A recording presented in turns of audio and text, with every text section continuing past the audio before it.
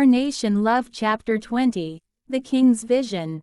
As days turned into weeks and weeks into months, the kingdom languished in uncertainty, with neither Princess Alara nor Leo found.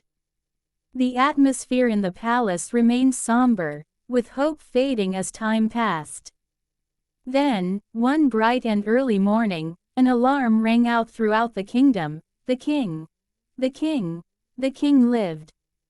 Long live the king! The joyful cry echoed through the city as word spread like wildfire. People rushed out of their homes and gathered in the streets, their faces filled with astonishment and relief.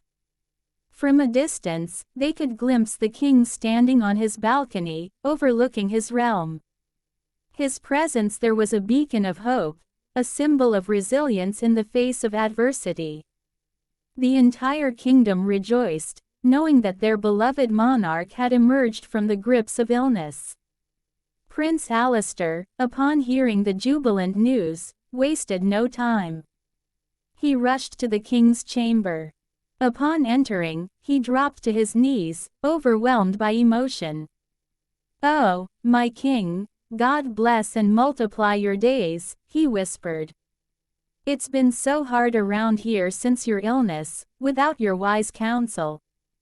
The king, a vision of strength and authority, extended his hand and gently raised the prince to his feet. "Arise, my child," he said with a smile. "War approaches, and there is much to discuss. Gather my people, I must speak to them." The prince nodded, a renewed sense of purpose coursing through him. He quickly relayed the king's command to the counselors and advisors. The people of the kingdom, elated by the king's recovery, eagerly assembled in the courtyard to hear their monarch's words. With a heavy heart and a looming sense of impending conflict, the king addressed his people, sharing his vision for the kingdom's future. The uncertain days of waiting and wondering were over, but the challenges that lay ahead were far from resolved. Now, while all these and more were going on back at the kingdom, Leo were still navigating the woods, following his heart and holding tight to the promise he made to himself, saying, "I won't stop until I finds the princess and bring her home." Chapter 21. The unlikely alliance with the kingdom gathered in the courtyard. King Boston, his voice resonating with authority and determination, began to address the imminent threat that loomed on the horizon. "Dear citizens of our great kingdom," he spoke, "I stand before you today not only as your king but as a servant of the realm.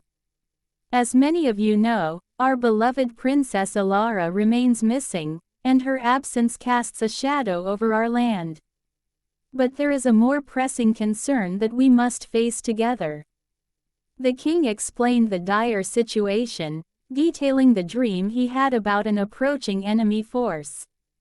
He spoke of a formidable adversary, an alliance of neighboring kingdoms that sought to conquer their land. The faces of the citizens grew grim, realizing the gravity of the threat.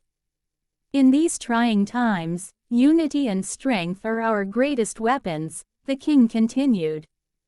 "And it is with a heavy heart that I must propose an alliance with an unlikely partner. Many years ago, we banished the barbarians from our kingdom, but the time has come to seek their aid. They know the lay of the land, and they have the strength we need to face our common enemy." The council and nobles exchanged uneasy glances, aware of the challenges that would come with such an alliance. The prospect of working alongside the very people they had once exiled was a bitter pill to swallow. But the king's words carried authority and conviction. He knew that desperate times called for desperate measures. With a resolute tone, he continued, "I understand the hesitations and grievances, but we must remember that our shared fate rests in our ability to overcome our differences. We have a traitor among us who has been conspiring with the gladiator army to overthrow us, a plot that has long festered in our kingdom, and it's time to unite against this threat from within and from outside. Whispers of concern rippled through the crowd as they contemplated the necessity of making amends with the barbarians and the danger posed by the traitor. The king concluded, "We have no choice but to mend old wounds, forge a new alliance, and face this enemy head-on. The fate of our kingdom depends on our ability to stand together in the face of adversity." The citizens and nobles, although uneasy, nodded in agreement, understanding the gravity of the situation. The kingdom had to embrace an unlikely alliance and confront its own demons to secure a future free from tyranny.